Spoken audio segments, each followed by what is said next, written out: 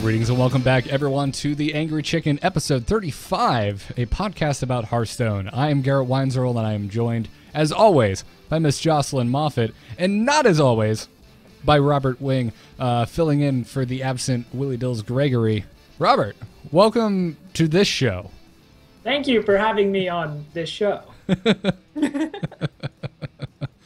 Yes. Dills is out today. He's off doing family stuff. So Robert is filling in for him.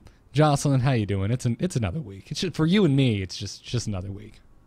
See, it is just another week, except for the fact that this is the week that I got into Heroes of the Storm.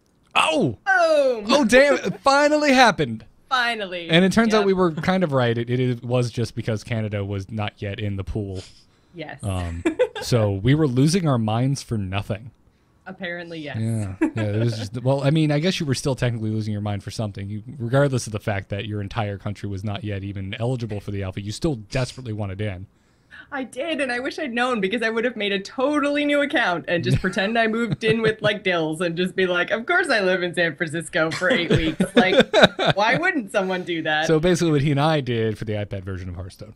Exactly. More or less. Just with They less... didn't even tell me that I had to do that, so how was I supposed to know I had to defect? Oh, that's wonderful. So, Robert, if everyone is not familiar with you, where do you hail from? I hail from BlizzPro. I write about Hearthstone on WoW Insider. I contribute to the HearthPro podcast, and I recently started a podcast this week called Observer Mode, a podcast covering the competitive scene in Hearthstone. Awesome. Yeah. So everyone should go check that out. Is it on iTunes yet, or is it so new it's still in the pending process? I actually am just the eye candy, despite the fact the show is actually just recorded. I'm the ear candy. Eleanor, Undead Goat, who's actually, I believe, a mod in this chat. She runs all the technical stuff, and she's my co-host, and she's amazing. I don't know if it's on iTunes just yet. Okay, We're working on it, and it's observermodeshow.com. Well, everyone should go support you guys, because you and Undead Goat are awesome. She does a wonderful job swinging her sword of justice in our chat room week in and week out. She's my favorite. Yeah. She regularly talks about swinging the sword of And if justice. you're ever curious about how attractive some of the male Hearthstone players are, she will let you know. Oh, yeah. She will keep that's you a subject informed. on our podcast. That is a segment on our podcast. We cover fashion, the competitive scene. I mean, she covers fashion. I just say, those jerseys look cool. As long as she doesn't say that anyone has better hair than me. She can go on actually doing said that. hair, Garrett. She said I have better hair.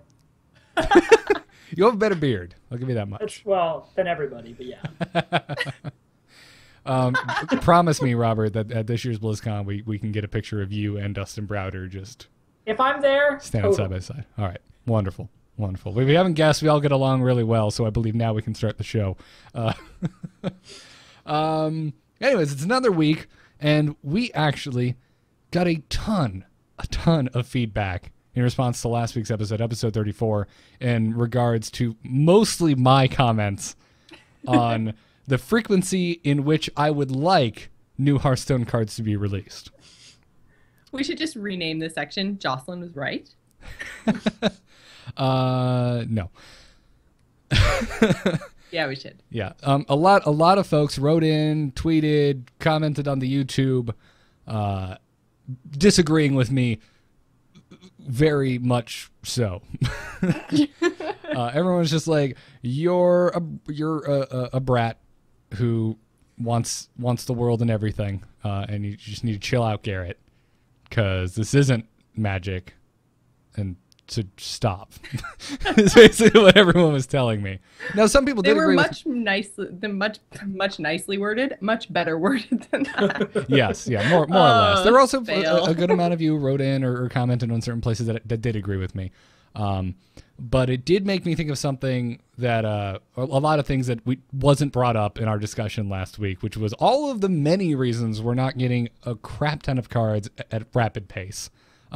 Things like, hey, Team 5 is actually tiny compared to, say, Wizards of the Coast. Which, that's one thing, probably the best argument out of everything that was kind of sent to us over the last week, is that we kind of lose track of sometimes, given how big Blizzard is as a company and the quality of games that they put out. we kind of lose track of the fact that like Team 5 is itty bitty tiny. They've been tweeting out a bunch of pictures over the last probably 2 or 3 weeks of just like team photos, and it's like 20 of them maybe. see that's where we differ, because you mentioned quality like it's something you should take into account when analyzing the time it takes for Blizzard to do something, where I think it's a disservice. I just expect this at this point for all of their games to be amazing, because that's what they do. No, I just mean that since they do really high quality games, it's easy to lose track of the fact that they're a very small team. Right, you expect a huge team to give the kind of quality that they've churned out with Hearthstone. Yeah. But yeah, so and other things, obviously there's the, probably the hierarchy of what they consider more important to get done at the moment, which I'm not sure what they are, but I'm sure getting Observer Mode finished is pretty high up in the ranks. I'm sure they're playtesting the crap out of Naxxramas, which I'm sure is taking a lot of time. Also, that's new cards, so I should be happy, but I'm not. I'm never happy. Happy. and honestly, something I just wanted to add in that I should have thought of to make my discussion last week a little more educated or smart sounding, which is the fact that they're probably shifting focus to get like a D&D mode put into the game after that whole DreamHack fiasco. Mm-hmm. Do you think that was a big enough deal to make them actually shift focus away from yes. you also have to consider too is that BlizzCon is in November, and that's going to be when they're having their $250,000 World Hearthstone tournament. Like, yep. I would be surprised if there are not, if not a whole new functionality for the competitive mode, like an observer mode, like we've been talking about, at least tweaks to make it more palatable. Because I would not honestly be surprised if they're on the iPad on that, venue too. I mean, maybe they won't be, but I wouldn't be surprised if they were. You'd expect something. I would not want to play on the iPad in a competitive setting. No, I played on the iPad a little bit on my friends, and I just personally, it's weird. Like, it's not even that it's bad, it's just different, and it's just like, to go from always playing on PC to just having to go to iPad suddenly, like, it just feels weird. And to do it in, like, such a high-stakes setting. Right. Yeah.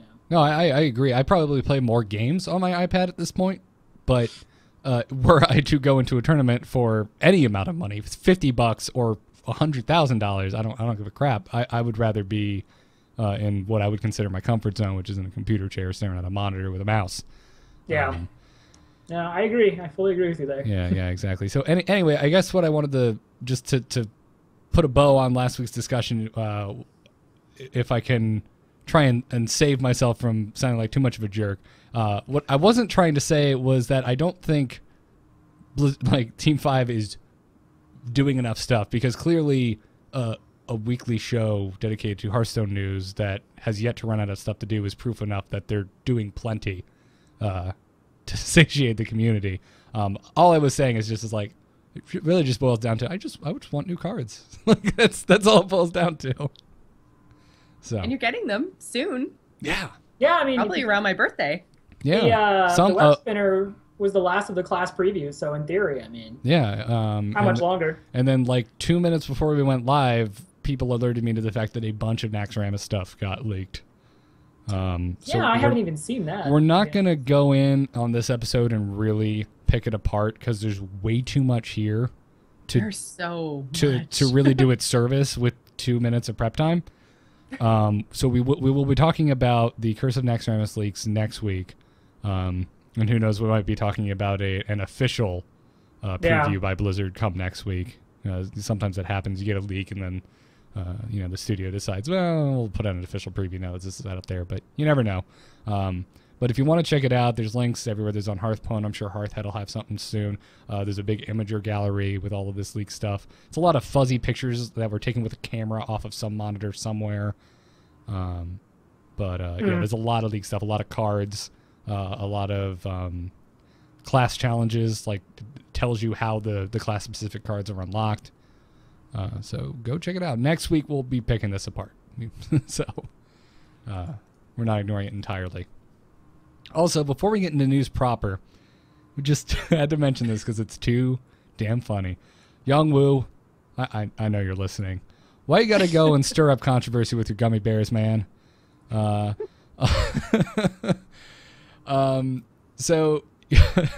Youngwoo made the most innocent tweet in the world, and the internet, like it does, warped it into some leak about Naxxramas going live on July 15th.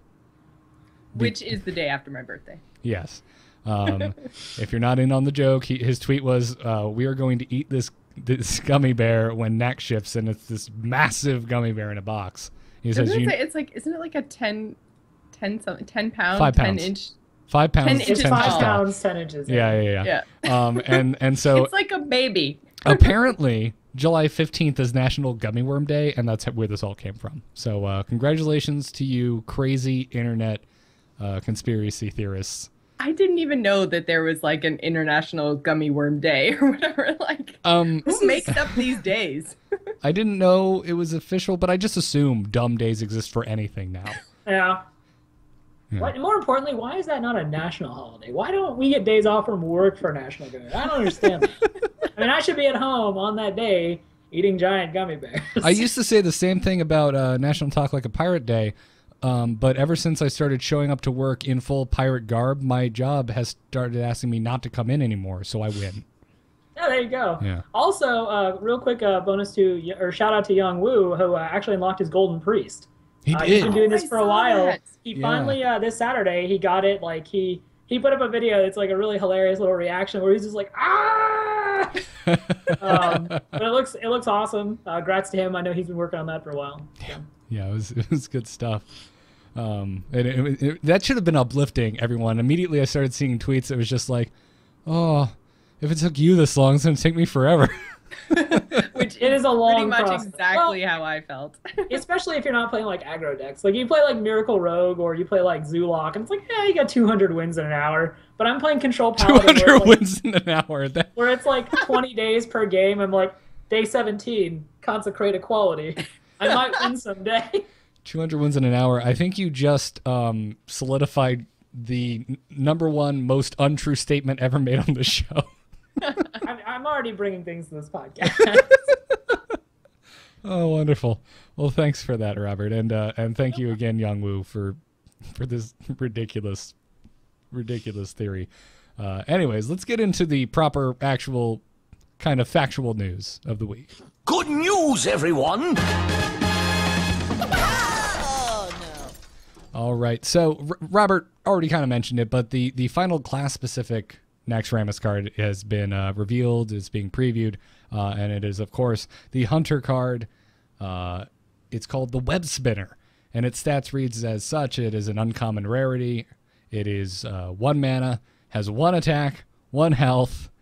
So, stop right there. I'm looking at it like, I don't know about that.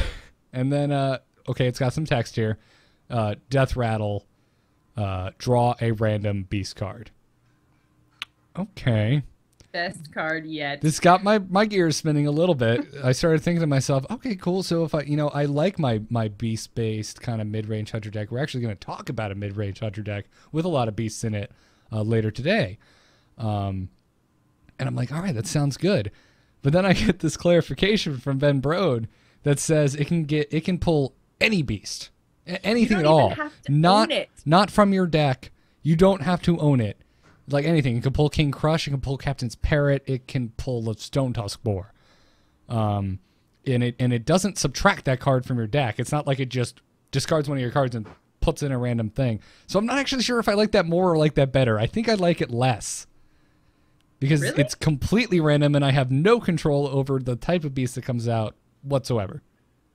Well, but you draw it, you don't play it, so it goes into your hand. So you can still take advantage of some of the things like your buzzard for card draw. Like it is still a beast, regardless of what beast it happens to be. That is a really good clarification. I think it's a pretty interesting card actually, because like if you look at like some of the other 1-drops that hunters are currently using, like Stone Tusk Boar. Stone Tusk Boar, yeah. I couldn't remember the name suddenly. Yeah, like that is commonly used to basically activate, Starving Buzzard to get an extra card, but it's generally used as basically like a homing missile with Hunter's Mark. So like, you play your Ragnaros, they play their Hunter's Mark and Stone Tusk Boar and just kill it immediately. Other 1-drops, obviously Timberwolf is usually used in like conjunction with, attacking minions. So those 1-drops have very specific roles. This is kind of an odd tempo card in that, if you just want to have a turn 1 play, I don't know that necessarily you really need to as a hunter, but if you want to have that turn 1 tempo play, it is there. And more importantly, if this ever gets played in the competitive scene, this is a huge mind game card because obviously you're going to kill it. Like, you're just going to kill the spider pretty easily. Like a stiff breeze comes in, this spider is dead, and then you have to wonder like, well, oh god, did they get a Sylvana or did they get a Savannah Highmane? Did they have a King Crush? Like it could just be a Captain's Parrot. Like it could be something worthless, you know. But you have to like it's a lot of times in the competitive scene lately, we're seeing people win by playing cards the opponent does not expect. And this does just that. Like, it gives you a card that the other, or your opponent is probably not anticipating. I mean, that's kind of interesting in and of itself. Well, and it also adds like almost like a little piece of arena because it's an extra card. So if you already have 2 Savannah Highmanes in your deck, you could pull a third. There's no rule saying if you already have 2 in your deck somewhere that you can't have another one. It's a bonus. It's extra. The more you two talk, the more I start kind of buying into this card. You guys should run for office. Our platform is spiders that draw random beasts. I dislike. If you vote for Jocelyn and myself, it could be a beast that summon other random beasts, and it could be any beast. It could even be a dinosaur. That's one. I have a deep 2014. I have a deep aversion to lack of control. And that's why I was saying, like, when I found out that this doesn't pull beasts from my deck, that I didn't like it as much. Because I like to hedge my bet, like have some type of say in everything I do if I can. No, this card's just total chaos. You're right, but it's still good, and it's still somewhat, it's specifically a beast. Hunters obviously synergize super well with beasts, right? So and everything you guys just said is not untrue. So I think you've sold me on this card. Also, it's clearly, mind you, it can, I think, like summon like anywhere up to like 25 beasts, but it's clearly a nod to the show because it can actually summon an angry chicken. They clearly thought of you guys. Yes, I'm sure that's exactly what it was. and it just makes me so happy that when that happens, that everyone around the world will be really angry for something that makes them think of our show. Ah, stupid angry chicken. What terrible. In a hunter deck, like, look, I guess if you have like a Houndmaster, you can give it some stats. That's what I was gonna say. Somebody's gonna do it. We're gonna see in a tournament, like some high level player is gonna play an angry chicken and is gonna enrage it off a Houndmaster talent and just kick the crap out of somebody. Just literally Houndmaster it, and then he's going to Arcane Shot his own angry chicken. Yeah. To enrage it and like swing for lethal or something. Something ridiculous. And then you'll know. Be like, angry chicken. When I get more time, I'm going to rip off the Day 9 Fun Day Mondays for Hearthstone. I'm going to tell people, I want you to get the killing blow with Angry Chicken, and I'm going to make some videos, but I do not have the time for that at the moment.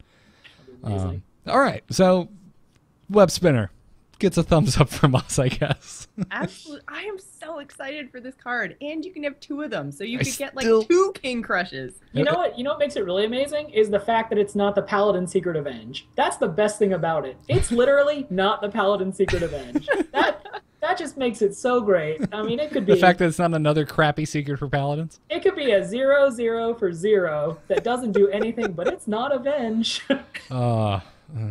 I'm sorry, I feel so bad now, but I'm just glad it's not Avenge. The stats on this guy. I still don't love the stats. 1/1. It can literally die to anything. Yeah, but it gives you stuff. But yeah, that's it. It gives you things. I would still like it to do something, though. It's not going to do anything. It's turn 1. It can't kill an Argent Squire. Well, I mean, that is a problem. Nothing can except Earthshock. And like assassinate and polymorph, I guess. But still, there's not a lot of things that kill Argent Squires. Yeah, I guess that's a good point. If it gets you might get lucky and it'll get a Leper Gnome, but I just feel in a lot of cases it's going to die to like a pyro, or not a pyroblast, a fire blast or a dagger or a druid. Hey, but that's 2 mana they're not using to put a minion on the board. You remember Web Spinner when you complain. He's doing things for you. Yeah, but if you played the Argent Squire, then it's 2 mana and it's still alive. But whatever. You just want it all, Gary. You want all the cards. You want Argent Squire to be every minion.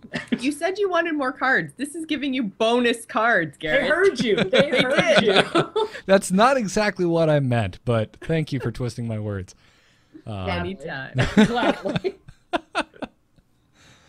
Anyways, in other news this week, Blizzard has posted officially the first round of qualified players from US and EU regions for the Hearthstone World Championship. So you can head on over to the official site and take a look at this massive list that we are not going to read name for name because that would be terrible radio. But I'm stoked. I was really happy to see Savitz in here. I love that our news writer Tash made this note. Please take note that players from the Angry Chickens previously completely out-of-date tournament have qualified, which indicates a clear correlation between competing in TAC tournaments and qualifying for $250,000 tournaments. Thank you. Thank you for that long-winded flavor text to our episode today, Tash. I appreciate that. It's a lot of good names. I mean, I recognize a good amount of them, just solid players. Like, it's people you expect to see. The thing I'm more excited about are all the people I don't recognize. Yeah. Well, really, DreamHack Summer showed off a lot of players that, we didn't really know on a first-name basis, and now, like, we know who they are. So, yep. Hearthstone's got a bunch of really good players. Yeah. Yeah, absolutely. So, again, those lists are up on the official Hearthstone site. So go check that up. Also, last week we talked a lot about DreamHack, the good, the bad, and the ugly, but all of the deck lists are more or less up now over on Hearthhead, over on Hearthpwn. So if you were looking for some new decks that are doing well in tournaments, go check all these out. All I really took away from looking at these deck lists is I need to get myself an Alakir, because I've been neglecting my first love, the Shaman. What I love, one that you said was absolutely horrible, and you never wanted that card in any deck ever. We did, yeah. That's what's fantastic. Is like I was just about to say, like, back in the day, everyone, and myself included, was like, Alakir, more like terrible. And then the one time we saw Flame Tongue Totem and Rockbiter Weapon used in conjunction with Alakir, we were like, oh yeah, no, I guess that's pretty good. I guess maybe I misjudged him. I do that. That was like pretty much my entire experience with the beginning of Hearthstone. Name, this card sucks. This card sucks. And then I see it used properly. I was like, I'm just stupid. It's no big deal. I just didn't see that coming. Yeah, like I actually, after they nerfed Rogue, I was like, Rogue is terrible. Rogue will never be played again. And then like Tempo Rogue, and then Miracle Rogue, and I'm like, God, I hope Ben and Young don't ever read these articles I've written. That's how I felt reading all of the feedback that we talked about at the top of the show today after last week. I'm like, oh man, I know guys from Team 5 listen to the show, and they probably just think I'm such an asshole now. Do you think they just sit around in their office like, who's an asshole? Everyone. Like, he's an asshole for this. That was the She's thing. An asshole for that. That's what immediately got me out of that idea. I was like, I'm sure nothing I said even compares to a run-of-the-mill Thursday on the Hearthstone forums. Oh, God, or the Reddit. Oh, man. Don't get me. Such terrible things have I seen. I used to do a StarCraft podcast with my buddy Kyle. And this past week, we made so many jokes about how the Hearthstone Reddit has gone full our StarCraft as of DreamHack. Like, oh gosh, yeah. Pitchforks and torches are out. It kind of calmed down, and then like the other day, it just picked. Like yesterday, it just picked right back up. It was just horrifying to watch. Yep. Yesterday was crazy. It's easily the first big drama we've had in this community. Yeah, we're officially a community now. We've had our first big drama. Yeah, this is our coming of age. This is our Watergate. Like we're trying to get to the bottom of it. Richard Nixon's probably guilty, and we're gonna find out. Yeah, man. And this is the kind of stuff that I cannot stand when it comes to esports. I don't care. Like obviously it was black and white. Like so and so treated and it was nefarious, and rada. They're Robot Nixon from Futurama. Okay. Let's go after them.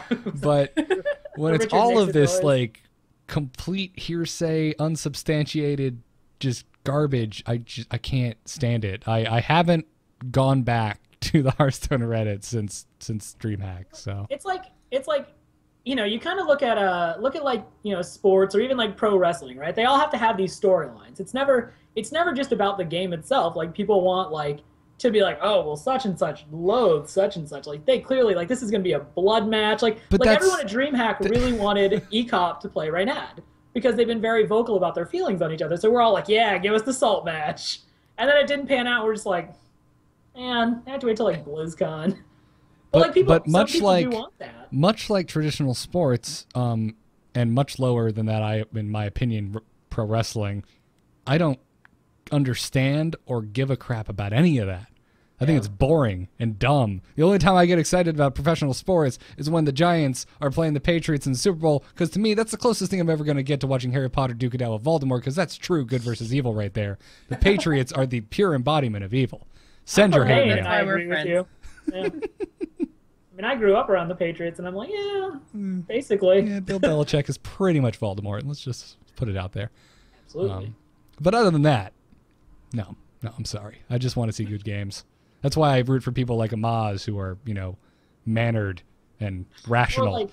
Or like Savage, who's just like super polite. Like he, match ends. He gets right on Twitter, like just tweets a person like, you are a respected foe, and I have enjoyed our match regardless of the outcome. Exactly. A lot of people give me crap because I always root for Savitz, and they're like, well, it's because he won your tournament. And I'm like, no, it's partially really nice because guy. of that. It's He's also just a super cool guy. He's a super cool guy. He's a good player. He's just a well-rounded individual. Well, we as a community, I would say like 90% of the players are honestly super polite. Like you see it, they all get along with each other. Like DreamHack Summer, we talked about this on the Nexus, or not the Nexus, the Observer Mode podcast. But we were even just saying like everyone's just taking selfies with each other, like it's hugs all around. Everyone's like, yeah, these are my new friends. That's like 90% of the Hearthstone players. It's awesome. Like they're really just good community. Yeah. I love chat room right now. Not talking about the Nax League, but we're going to bring up DreamHack again. We're not talking about the Nax League because it would be an uninformed discussion about the Nax League. And, I'm always down to talk about stuff that I know nothing about, but not on this podcast. I will bring educated opinions. You have your professional face on. Yeah, absolutely. So anyway, that was our little aside about esports drama. Let's get in and talk about some strategy. Hit it very hard. Wanna blow something up?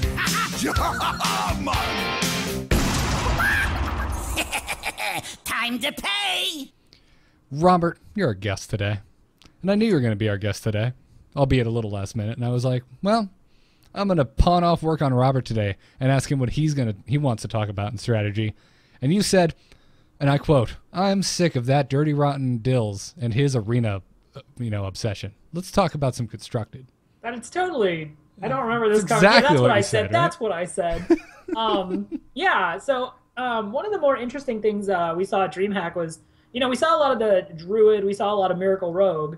Reynad actually brought a couple of decks that we hadn't really seen much of at all recently. He brought his Aggro Warrior, which had some pretty good success initially. He also brought this kind of weird mid-rangey Hunter that he said had pretty much an 80% win rate against everything, and then like a 50% win rate against Miracle Rogue. Thing is, it destroyed Miracle Rogue. Like every time we saw it play Miracle Rogue. And I looked at this deck and I played it a couple times. I actually have it constructed on my account. It's a fairly low budget deck, which is another reason I wanted to bring it up. It's not like, Warrior Control is like super expensive to build, but like this Hunter mid-range deck is pretty easy. And I guess I'm going to go through it kind of card by card and explain like why, this deck works the way it does. Try not to take too long with it, but the idea here is it has tanky creatures that basically, take a lot of, power to get through. Because when you're playing against a Miracle Rogue basically has to use enough spells to get your threats off the board while still having spells to basically like make Gadget and Auctioneer work. Because that's the whole point of obviously Miracle Rogue. Is you're just trying to draw through your deck to get to kind of your Leroys, your Shadow Steps, your Cold Bloods. So this card, or this deck for neutral creatures, these are just the neutral creatures. It has Stone Tusk Boar, for reasons we talked about earlier, for use with Hunter's Mark. It has River Crocolisk, which, it's just a 2/3 beater minion. It's like Chillwind Yeti, it's like Boulder Fist Ogre. There's no text on it, it's just all stats. It's a 2/3 for 2. Obviously 3 health kind of bumps it up a threshold on what it takes to kill. It has Oasis Snapjaw. This is Oasis Snapjaw outside of the arena. Like, this is a 2/7 minion for 4. This is a 2/7 turtle. And you're looking at it and you're like, why? What? Thing is, Oasis Snapjaw is one of those creatures that when you're playing against it in Constructed, you see it and you're like, it only does 2 damage, has 7 health. Do I really want to use like 2 Eviscerates on this? Do I really want to use do I basically want to use 2 to 3 cards or like swings from creatures to get rid of this thing? And your usual reaction is no. Like, I don't want to put that much resources for a 2/7. The reason it works though is basically Houndmaster. Once Houndmaster comes down on it, it is now a 4/9. That is actually a really threatening creature that you have to deal with. It's horrifying. It is, and you pretty much have to have a sap or a silence. And recently I've been playing Druid, and this is just terrible. It's like I don't play Naturalized because I know how to play card games vaguely, and like it's terrifying. It's like, well, I hope I draw my Black Knight. Or I actually don't have a Black Knight, so I unfortunately have had to be like running like a silence in my Druid deck to kind of fill that. And man, when you're praying for an owl in your druid deck, you're not in a good place. No, it requires. That's the great thing about this, is it requires such a specific response. There's, you can't just, Druid of the Claw is annoying, but you can honestly 6 health, you can kind of get through it. You can figure out clever ways to just try to get through it and minimize your losses. 4/9, like what do you do? Like, you basically have to have a silence or a sap or like a Black Knight or something. Yeah, hard removal if you're, Yeah, and that's the thing. A lot of hard removal isn't being run right now. Like, we're not seeing Assassinate run. We're not really, like, we're still seeing Hex, and, we're seeing Polymorph based on the deck. But, like, hard removal is not in the meta right now because of how slow it is. This is a very fast meta. It's a very combo-based meta. It's not always about having things on the board. It's sometimes about you being at 18 health and then being dead. It's about, Forces of Nature and Savage Roars and Leroy Jenkins. So hard removal isn't really kind of in style right now, which is why Oasis Snapjaw in this deck just does so much work. Rounding out the neutral minions, it has Stranglethorn Tiger.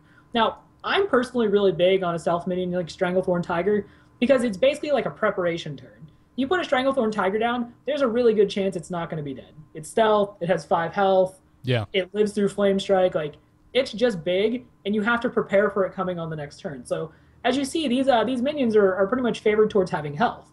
And that's what makes them super annoying for Miracle Rogue because of Houndmaster. How do you get through these big health taunt walls when all you realistically have to deal with them is 2 saps? And those 2 saps may be at the bottom of your deck, and even if you go through the Gadget and Auctioneer, like, by the time you find your saps, like, does it even matter? Yeah, so it's basically the biggest, high health creatures, and yeah, the biggest fear playing, really, I feel like any kind of rogue, and it's been this way, I feel like, since beta, right after they were, they fixed them from being completely broken, is running out of gas. And that's exactly what this deck has so much health in its minions. It's exactly what it's doing. It's making the rogue run out of gas. Yeah, this variation also kind of gets away from having like a bunch of different traps. It doesn't even have explosive trap, which is crazy. Like, if you're playing as a hunter, like this doesn't have explosive trap. Like, how do you handle hordes of creatures? And that's the point. It's not really designed to. Like, it's designed for a meta. Like Zoo tears this deck apart. Like, if you play this on the ladder and you run into a Zoo, you're probably just going to die.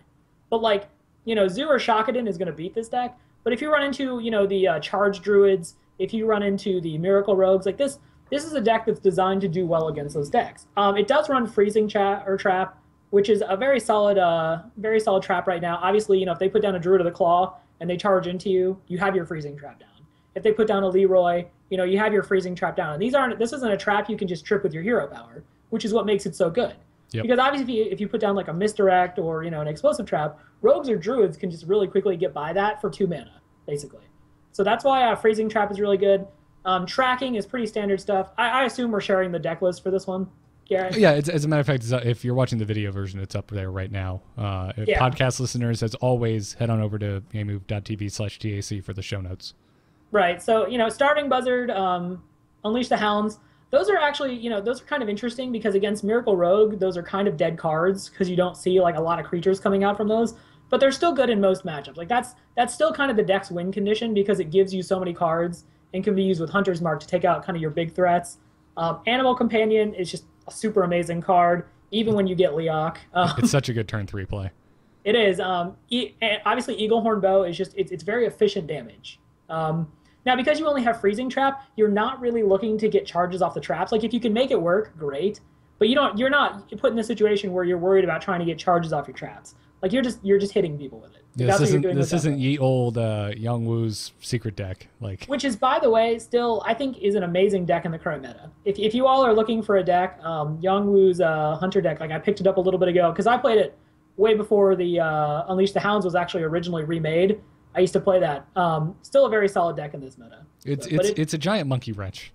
There's just so many secrets you don't know how to react to it. I actually named it Mousetrap when I built it because like, you just put all the pieces together. You're like hoping that everything works out. You put your gadget stand down. You're like hoping you draw into what you need. Tons of fun to play though. It's very much living on the edge. Yeah. Rounding out the deck is Kill Command. 2 of them, obviously just staples for the Hunter deck. That's 10 damage right there between the 2 of them if you have beasts out. And this deck obviously has a lot of beasts. Houndmaster just transforms the average beast into a juggernaut like that you have to deal with. Like I said, Oasis Snapjaw is really like the poster child for minions you didn't have to deal with, but then Houndmaster's out and now you really have to deal with. Yeah, and Jocelyn, you're giving me crap for Alakir. Could you give the non-existent Willie Dills crap for Oasis Snapjaw? Oh, poor Dills. He's wrong so often. This is the episode of eating hats, by the way. You know, like I'm also, by the way, just fully taking Jocelyn's side on everything. So I don't. Yes, I like this. We should have him back more often. I will be on Jocelyn's side for the evening. Sorry, Gary. I'll have to take that up with Dills' agent. Final card of the deck though is Savannah Highmane. This is a card that like has just always been really good from like the beginning of the game. Like you look at what it is. For 6 mana, it's a 6/5 that makes 2/2/2s. Like you kill it, it goes from 6 damage to basically 4 damage. Like you're not really getting a whole lot of it. And silences right now aren't really like, unless it's druids, because druids obviously really have like Keeper of the Grove as like their built-in silencing mechanism. You're not really seeing a whole lot of silences. So if you can get Savannah Highmane on the board, even if they kill it, like it's sub 7 threshold, so big game hunter can't kill it, unless it's like Houndmaster or something. It's an incredibly like good, powerful card, and it kills people. Like honestly, having played the deck, Savannah guys, it's gonna kill people. It's a win condition of the deck. Like if you get Savannah Highmane to stick, you just run it into people. And you know, obviously there's some contention about whether or not the hunter hero power is good, but in this situation, like for this deck, it's amazing because you just keep pounding 2 damage. Especially it's a turn clock. Like it lets you know like you have 15 turns to win the game. Yeah, and if you haven't if you haven't played against this deck and you haven't seen the terrible 2 turns, it's turn 5 to 6. Imagine turn 5, Stranglethorn Tiger goes down. Oh shit, I can't kill that. Turn 6, Savannah Highmane goes down, and you just ate 5 damage from the Stranglethorn Tiger, and it's still alive. And you're just like, what do I do? You do the whole like Scott Pilgrim thing. You're like, what do I do? Because like that, if you can't put down a charge minion, putting down a stealth minion that's going to survive till the next turn is basically the next best thing. Because that person is literally just like, well, I mean, giant tiger that I can't hit. Like obviously in Hearthstone, it's a lot about like just trading out minions. Like they put down a Chillwind Yeti, you try to kill that Chillwind Yeti before it kicks the crap out of you. Like and unfortunately with this tiger, you just can't. Like this tiger's just like, nope, I'm ready.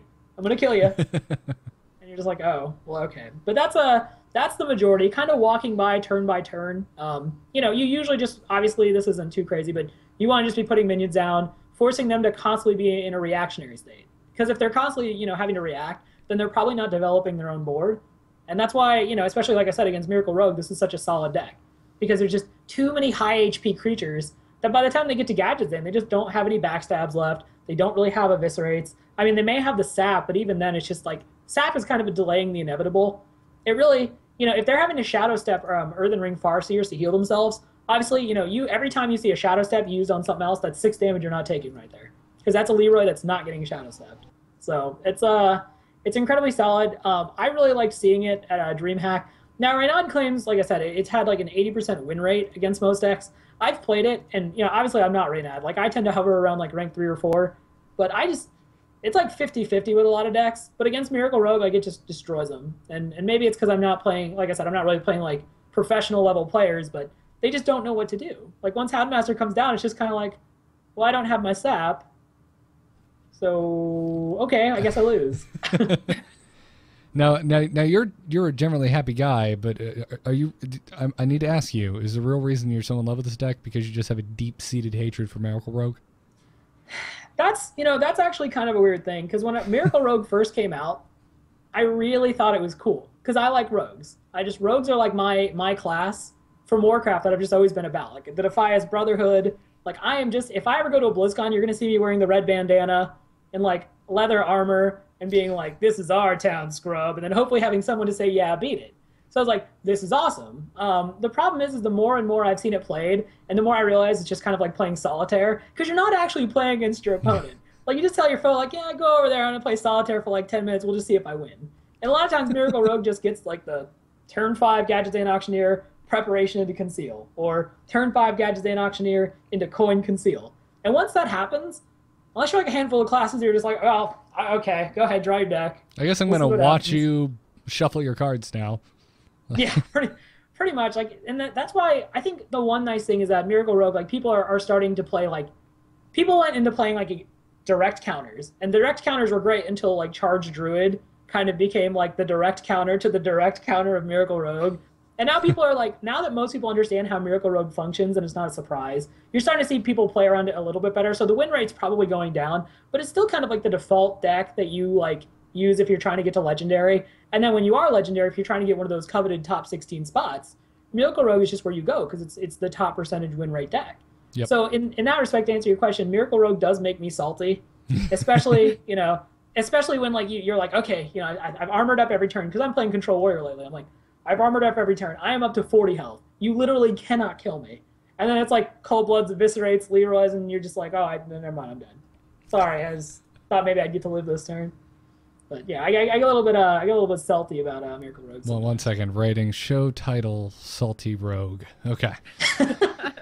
All right.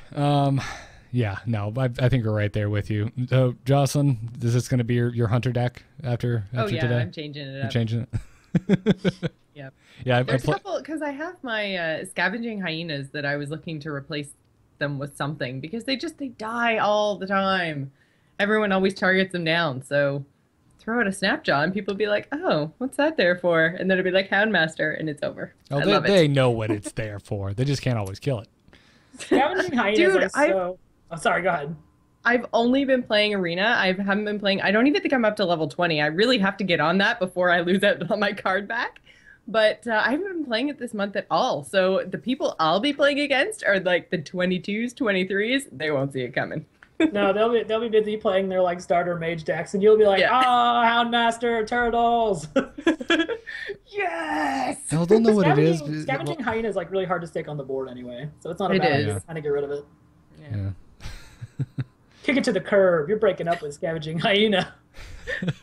Although Scavenging Hyena, if you can play it later on in the game and put it out there with your high main, then that's pretty sweet because then the high main dies and it buffs your hyena, and then the hyenas die and buff your hyena, and yeah, it's awesome when it works can out. work, but yeah, it doesn't really work cool. out. It's not consistent. No, there's too many scenarios where I feel like I have to play it and as like by itself. And there's no upside because nothing else is on the board. Yeah, it's not my favorite card. It has upsides, but before we move out of strategies, just a little bonus for this week. As you know, Dills has been writing articles over on Hearthhead, and his new article is up today, and it's all about the new Ramp Up Druid.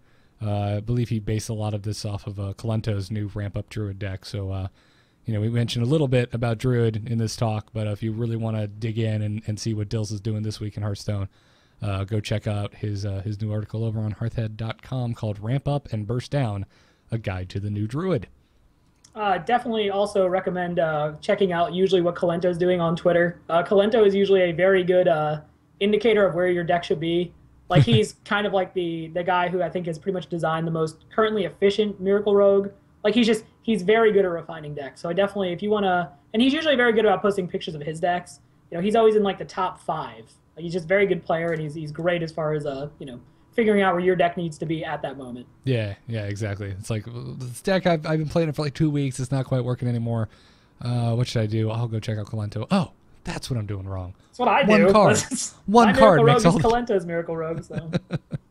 Yeah, absolutely. So go steal from Kalento. That's what we're saying right here. Not literally. Like, don't break into his home or anything. That's terrible. But no, don't do that. We didn't tell you to do that. And if the police ask you, that wasn't us. Steal his Hearthstone brain juices, because that's Robert A. Wing told me to go after Kalento. I was like, no, I said on Twitter, man, on Twitter. Follow him virtually. Yeah, on the internets. As it pertains only to deck lists. There you go. We good? All right. Let's take some crazy game stories. Is the whole world gone crazy? You're in trouble now. You got it!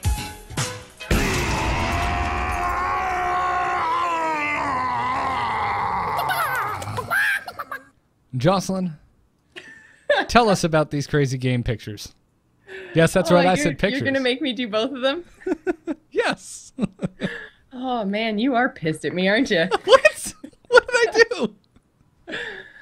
So the first one comes to us from Ev, and it's RNG for the win. And so basically he is a priest down to 2 health against a warlock, and he plays Rag, which is, not a whole great chance to actually hit anything worthwhile because the Warlock there's 5 minions on the board. Has 5 minions on the board.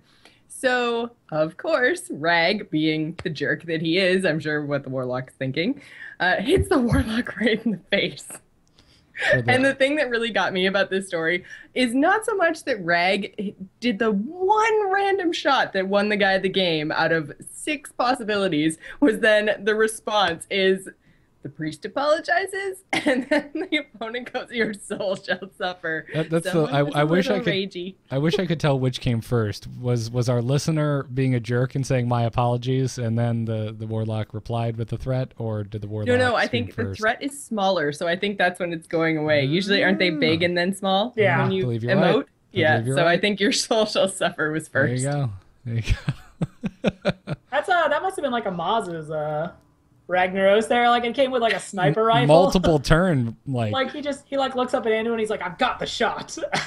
Man, it was the return of Swagnaros, man. It was like 2 turns in a row. Like, oh man, if he does anything else, this game is over, and he does the one thing that keeps him in, and then the next turn. All right, if he does anything else, this game is over, and he does it again.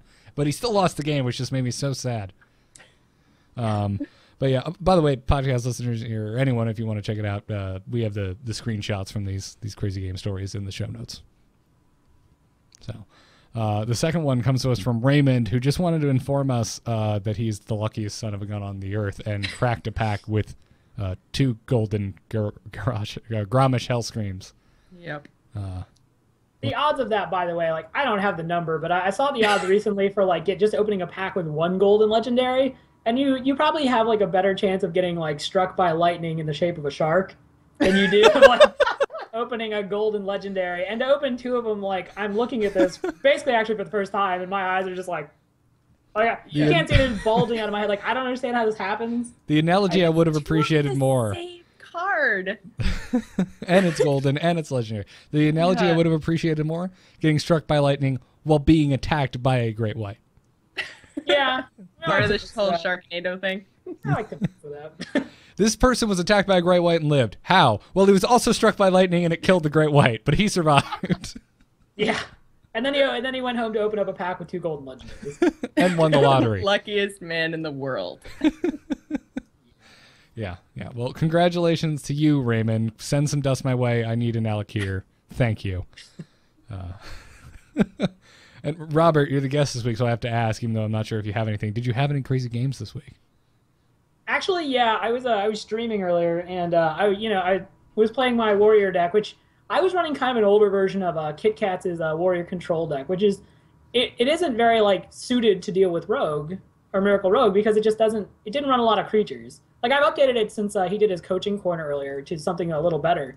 But like, okay. I was pretty much like 0-10 against rogues earlier. And then so I draw one, I'm on stream, I'm like, well guys, this deck isn't very good.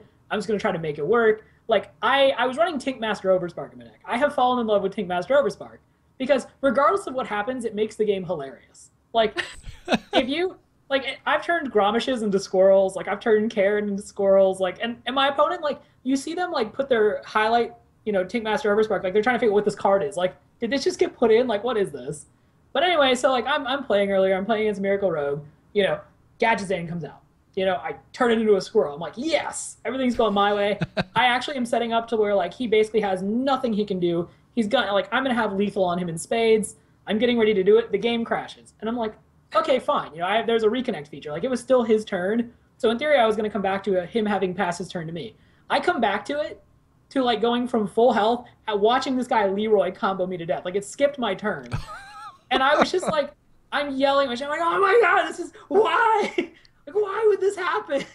Like, I was finally gonna beat Miracle Rogue on this deck, and then like the game just crashes and like you don't need this turn, you're good, man. And then I watch like this Azure Drake with Cold Blood, this other Azure Drake, Leroy coming up. I'm like, how did you even find the mana to do all this crap?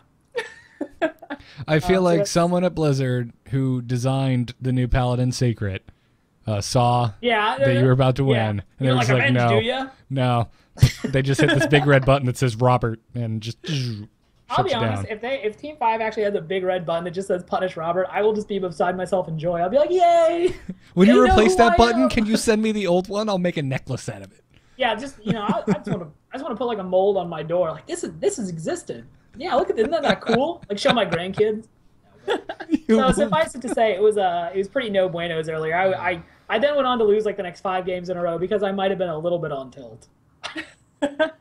That's why I say once you lose, you step away, even 10 minutes, and then you go back. I actually physically transformed into Garrosh at that point. I wasn't just playing him. I physically was like, I will crush you to like everyone I was playing. Like, I must choose. But yeah, that's my crazy game story for this week. Crazy rage story is what we should. Crazy rage story of the week. Or Garrett's pick. We need a new bumper. Just a bloodlust sound bite. That'd be wonderful. Yeah. Well, thank you for that. Let's round out this episode with some emails. Hello. Hello, it's me. Hello. Just quickly, do you get my message? Yep. Oh. Hello, brother.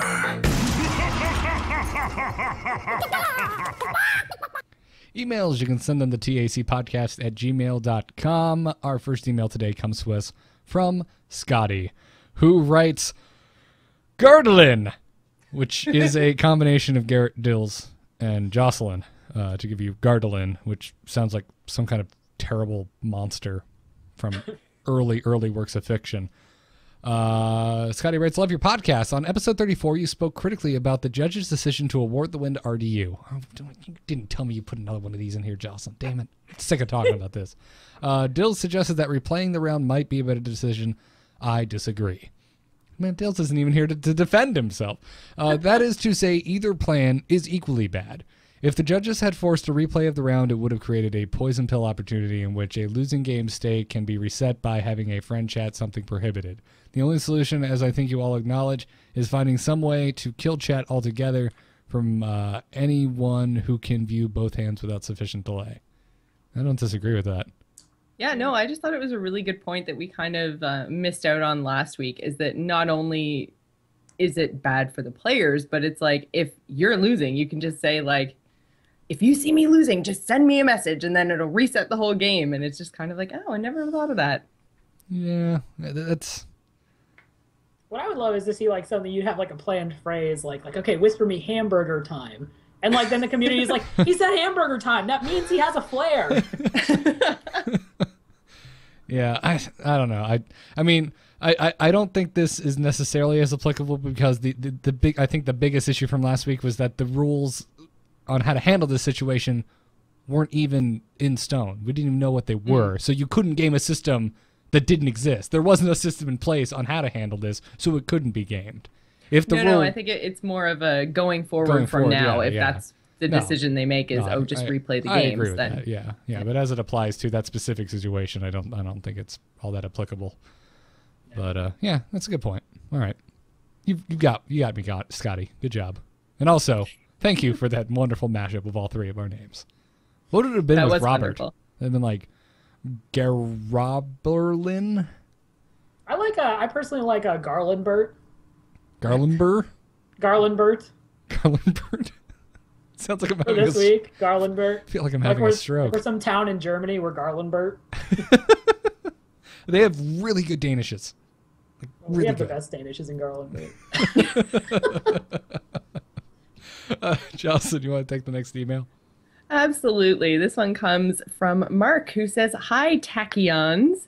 Whenever someone says they only, quotes, got 5 wins in Arena, I cringe a little. Arena is a zero-sum game. Every time someone wins, another person must lose. The average number of games won across all arena games played by all players has to be 3. Or put another way, for every 12 win run by Dills, a lot of other people are getting 0, 1, or 2 wins. So hold your head high. People that are getting 3 or more wins, you're already beating the average. How many tens of thousands of arena players are there? You're beating half those people. Greetings from Australia. So I thought that was a really cool point. Like, everyone says, like, oh, 5, 6, that's still a good run in Arena. It's, I don't know. What about Garrett, Robert, anything? It is. Well, this makes a lot of sense if you're a rational person, but I am a blood-lusting, crazed psycho who wants nothing more than to just crush every single person I play against. And I don't care. You can go to my Twitter and see my recent 10-win streak. I still wasn't happy. I was just mad at Rogues at the end of that. That's unfortunately, I have to break out my my serious face accountant voice and point out that if I get sub 7 wins, I've failed my investment. Like, if you get 7 wins, you get 150 gold. So you get at least 150 gold, meaning you've won out on your investment and you can get another arena run. So whenever I get sub 7 wins, I actually, I feel awful about it. And that's actually, like, I used to pretty much just be strictly arena. And then, like, when they introduced the legendary card back, like, I still haven't gotten it, but it's like my quest now. Like, one day I will have legendary card back just because I want them all. Like, I'm a completionist. But, like, sorry, go ahead. Sorry, I would agree with you, except I feel like as a if you're talking about your investment, it should be a card pack and at least 50 gold. Yeah, because that's which equivalent. Is what I was gonna say. To 150 gold. And if you're still collecting cards, if you've completed your collection, like I think Dills only has Tinkmaster left, so if you have a full collection and you don't need that pack of cards for the cards, then I think that there's an argument to be made that if you don't get your 150 gold back, then yes, you aren't getting your investment back. But if you're like me and you still have a ton of holes, then you need to fill them. And the best way to do that is you get for 150 gold, the experience, the cards, the whole 9. That's better than spending your gold on packs. It is. The only angle I'm really speaking from is, like, I know a lot of people, and I'm kind of one of these people as well, who, is looking like, how can you continue to generate cards off of 150 gold? Like, if you're purely going from, like, the I can't afford to spend money on Hearthstone thing, and you're playing it as a purely free-to-play game, you want to go 150 gold and then win at least another 150 gold and just keep chain winning at least 150 gold so that you can continue to unlock card backs, which is why I personally like, or not card backs, card packs. So if I get sub 7 wins, like I got a 5-win arena run the other day, which for me lately is great because apparently I forgot how to play arena while I've been playing constructed. But like if I got 5 wins and I was like, well, it kind of sucks because I only got like 100 gold. I think I'm 50 gold short of another arena run. Yeah. I do agree though with the sentiment. Like, it is to be nice, like to be, I guess, thankful with what you have, because he's right. Like, you basically take another win from somebody else, and now it seems very brutal. The arena, it's like, well, I'm taking a win from you. It's my win. You get a loss. Aw, I feel like a jerk. Yeah, I don't know. For me, I'm happy if I get at least 50 gold because I feel like, all right. I wish I could, like, I know it's not 1-to-1. It's not like, drafting in Magic where if, like, I win a couple card packs, I can just get into the next draft for free because it more or less, well, like, I wish I could just collect my card packs and just buy into another arena run. But since you're not cracking packs, you can't do that. Yeah. True. Alas. Anywho. Robert, you want to take the last email? I would love to, Garrett. Hey, Cluckers. Let me do that in my Robert De Niro voice. Hey, Cluckers. I was curious if a card was ever discussed when its active effect was to cancel all battle cries, death rattles, taunts while it was in play. Blizzard could go about making multiple cards where each one disables certain abilities. I would love to hear your thoughts.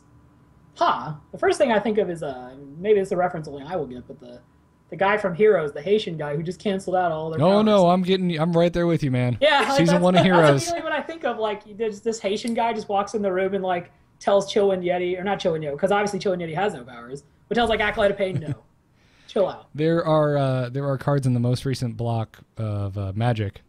I forget exactly what they're called, but there's like one for each color, and they give all of your minions X effect and deny your opponent that same effect. So, like, give all your minions first strike. Your opponent cannot have first strike, even if his card reads first strike. Yeah. And they're super cool and really suck to be on the receiving end of. I would love to see something like that. I would be curious. My big question is, because obviously they, Team 5 really strives to make things as, like, easily interpreted as possible. Mm-hmm. So, like literally, would it just be... You could just say, like, ignores dragons. Yeah, or, like, nullify, or some word. You just need to come up with a terminology that means this, or, like, just cancel. I mean, it could just be, like, cancels. They have Mass Dispel, which silences everything. So I guess if you go, like, a similar vein to that, like, dispels all death rattles when it comes into play. Like, maybe not actively, like, holds, like, an aura, but so much as it just comes in and just, like, gets rid of death. I can see that. I like the idea, though, of some type of, like, aura / something that only persists as long as this card is alive. See, that's why I miss, like, enchantments, to be honest. Like, enchantments were, like, an M10 Honor of the Pure, You're going back way farther than I played. Well, anyway, it was something that just gave all... You guys are all talking Magic, and I'm like, whoosh. But yeah, enchantments still exist, and they still more or less function like what I think you're talking about. Yeah, it was just an enchantment, like a spell, basically, that so long as it existed, gave all white creatures +1/+1. So kind of like, Stormwind Champion, basically. Only it was not a creature, it was a spell. So I kind of miss those sometimes, but I wonder how well that would actually fit into the game. But it would be interesting to see. I would definitely like to see it if it could be done. Yeah. Thank you, Seraph MTG. MTG's in his name. Of course you know what it's called. Archetypes. Archetypes are the card in Journey into Nyx, I believe. It's either Born of the Gods or Journey into Nyx. I think it's Journey into Nyx. Doesn't matter. This isn't a Magic podcast. But basically, my point was there are cards like this in card games I play, and I enjoy that effect. I wouldn't mind seeing it in this card game. I think it'd be really interesting because of the battle cry thing. Like, I mean, you can already get rid of taunt and you can already get rid of death rattle just through silence, but you can't get rid of a battle cry. So I think it'd be really cool. I would especially love to see that kind of stuff if we get like a proper tournament mode and there's like rules for sideboarding and stuff. Because like imagine there was a card that nullified death rattles, and because obviously it's not you're not going to want to run this card that nullifies death rattles in the deck that you're going to go grind ladder in. Yeah. But if you're in a tournament situation and you can go in with like a 5 or 10 card sideboard, that'd be really interesting. A 5-card sideboard would be pretty awesome because then and you'd no longer see people go into tournaments with just like Harrison Jones in their deck. Harrison Jones is just something you side in. You know, it's I lost game one because damn weapons. All right, let's pull in Harrison Jones. That Harrison Jones belongs in a museum. Is what you would say. Yeah. Favorite text in the game, really. Damn right. Chat room, if you want to start asking us some questions, we'll be glad to answer them here at the end of the show while I wait for that lag to come around because I didn't think to ask ahead of time. Nerdtacular's in what, 2 weeks? Something crazy Not like even. that? I think we're flying out in like 9 days. A week from Friday, Nerdtacular begins. I have an extra ticket. My fiance is not coming with me, so if anyone is deciding to go last minute, I will sell it to you for face value. I'm not looking to scalp it. I just want, would like it to go to someone and hopefully recoup what little cost it was. So there you go. Buy my Nerdtacular ticket. That is all. And come see the live. As long as you don't mean like your Nerdtacular ticket, and that's okay. You better still be coming. I'm pretty Otherwise, sure I will come to Florida and I will drag you. I'm pretty sure I could walk up and just be like, you know who I am. Come on. Because I am clearly the most important person there. No. Clearly. And come see the live Angry Chicken at Nerdtacular on Saturday at 2:30 Mountain Time. We're going to be recording a live episode in front of a live audience. So if you're going to Nerdtacular, you should see it. And if you're not, you should tune into the stream. I don't know what it is, but just go to frogpants.com. I'm sure it'll be listed there. Or nerdtacular.com. So looking forward to it. Have we gotten any good questions yet? Or has any questions come in whatsoever? I don't think so. Everyone's bickering about Magic. Really, really, really long lag tonight. Oh, strange. Yeah, everyone's in there just yelling about Magic. Mm-hmm. Octane Pro's here. And Olivia Wilde, who's very attractive. Thank you for that, Octane Pro. Yeah. Wait, what? Garrett, I think they think you're Olivia Wilde. Really? Clearly. Which is a huge compliment. I'm going to turn the stream off and go touch myself, because... Not like that. What? Like what? Never mind. I'm not pursuing that one. Thank you.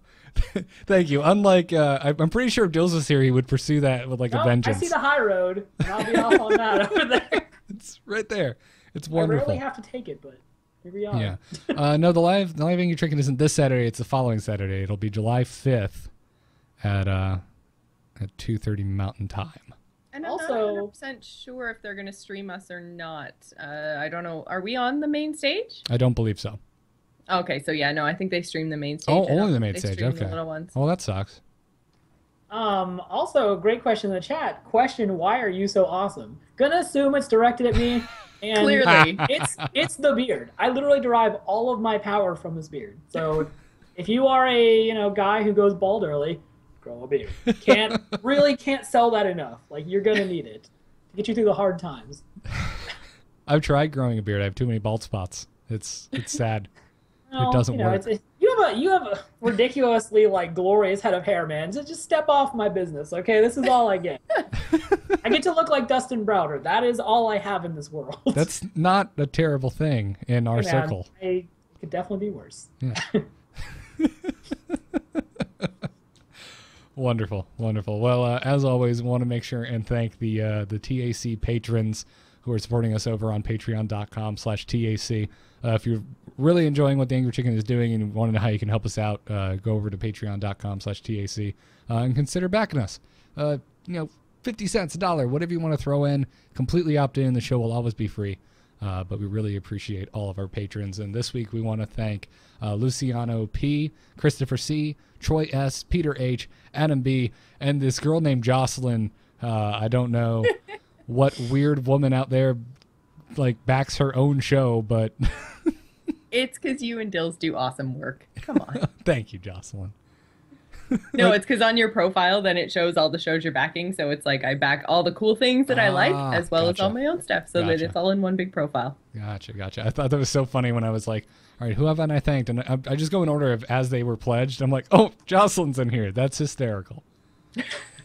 Yeah, that made me laugh. You could have just left me out, I had to make a mention. It was funny. And also, patrons, we started last week. It was kind of a test run. We uploaded the after show to the patron section. It's like Patreon only at the moment. I will make it. I'm actually going to make last week's after show public this week. I'll put it on a week delay. Are you sure you want to do that? No, I wasn't sure if people would give a crap or not, but we got tons of comments and tweets and whatnot saying that they really enjoyed the after show. So we're going to keep it up. The patrons will get it first. Or, you can obviously tune in live, but yeah. We're going to stick around after the show and just chat with the chat room while I upload the show, and that'll be up on the Patreon tomorrow. Mm-hmm. I just wanted to say, while we're talking about Patreon too, there were a couple of questions in the chat room about when we're going to do a tournament, and I did talk about it in the after show last week, but mention it again. We're going to try to get something together for our $5 and up patrons, and that will be after Nerdtacular, so we'll have to try to figure out what we're going to do in terms of, organizing and streaming and all the rest of it, and it probably won't be as much production as the actual tournament we did back at Christmas. No, I don't think we were expecting to do that in the first place. No, we were just going to organize something for our listeners, our patrons to compete in. Yeah. So, but yeah, we are putting that together. Apologize for the wait. We were hoping we might have observer mode a little bit earlier, but anyways, yeah, we're going to put something together. That's on the list of things to do for mid to late July. So keep watching for that. Cool. I also want to thank those of you who are leaving us reviews in the iTunes store. Starforge 9, Jukix Ugo, I don't even know. The Jen says DR2000, and from Canada, Jocelyn? Volna.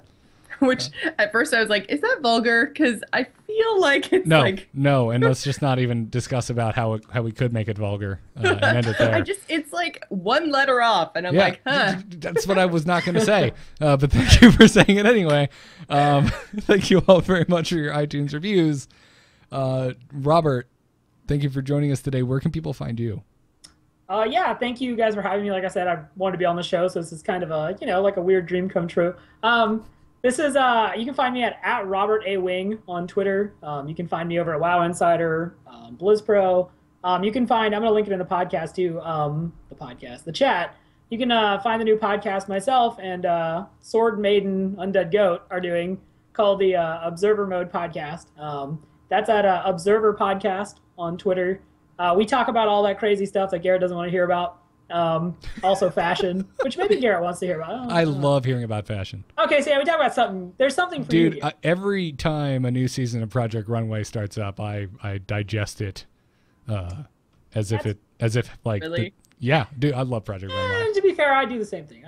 I love me some I really Project like Project Runway. I was dating a girl once, and she made me marathon. I was like, I went in there like kicking and screaming, and by the end, I was like, it's a man, good show. Only when it's the original cast. When it's like those weird off seasons where it's different judges, I can't stand that one. But when it's Tim Gunn and what's her face, I like those seasons quite a bit. Yeah, or like that Face Off show. That's pretty good too. Face Off show, yeah, Face Off's fun. But yeah, so that's where you can find me. Otherwise, I'm Zen Style 1417 on Battle.net. If you ever want to throw down and get wrecked, hashtag REKT. That's where you can find me. Yeah, go check it out. As always, The Angry Chicken is a production of amove.tv and the Frog Pants Studios, which you can get over at frogpants.com. Our email, once again, is tacpodcast@gmail.com. The forums are over at forum.amove.tv. And join us live on Monday nights right here on twitch.tv/AMoveTV at 10 p.m. Eastern Time. Big thanks to Alpha Geek Radio for providing our mobile stream, which you can get by going to mobile.alphageekradio.com. And follow us on Twitter. The show is at TAC Podcast. I am at Garrett Art. The Missing Dills is at Bully Dills, and Jocelyn is at GIS Gamer. I also wanted to thank Brian Griffith, who is the musician responsible for our just killer intro music. Check out his website. It's briangriffithmusic.com. And finally, check out my graphic design portfolio. It's what I do on the side. Helps me pay the bills. nomoonart.com for my portfolio. Jocelyn, where can people find you when you're not talking about chickens and proving me wrong? I'm always proving you wrong. So if they're looking for me outside of that, then it's going to be really hard to find. But I am right here on AMove TV every Friday night for the Gamers Inn. We also do Gamers Inn Game Night, where we just stream with the community and all of our patrons. And that is Thursday nights. So if you want to follow me on Twitch, it's twitch.tv/GISgamer. Awesome. Go check it out. What do you think we'll be talking about on Gamers Inn this week? Are you finally out of the... I figured. I was about to say, are you finally out of the cloud of E3? Are you guys done with that? Oh, yeah. We only did one show there. That wasn't... we try not to do it too. Like, it was about an hour and a half instead of just 1 hour, so we went a little long, but we're done. Cool. Well, enjoy Heroes. We need to play some games. Definitely. I'm the site manager for Heroes of the Storm over at Blitzbro. So we should totally get together and probably lose to people because I'll be drunk. But we should totally do that. Hold my beer. Before we go, please check out our sponsors, DogHouseSystems.com. The code to use is TAC, and that code will get you double memory on your next Doghouse Systems gaming rig. The Angry Chicken Special Edition is finally up, and you can see it in the gallery. You could get it before, you just couldn't see a picture of it, but now it's up there. You can see what it looks like. This code works with that or any of the normal systems. So once again, go check out DogHouseSystems.com. We thank them for their support. We thank you guys for listening. Once again, Robert, thank you for coming on. We will see you all. Make sure I'm not lying to you because I know we're going to miss a weird episode or something for Spectacular. No, we should be doing an episode next week. We'll see you next week for episode 36 of The Angry Chicken. Job's done. Job's done. Don't say it, Robert. Don't say it. Job's done. Yes! I'm a poor substitute for Dills.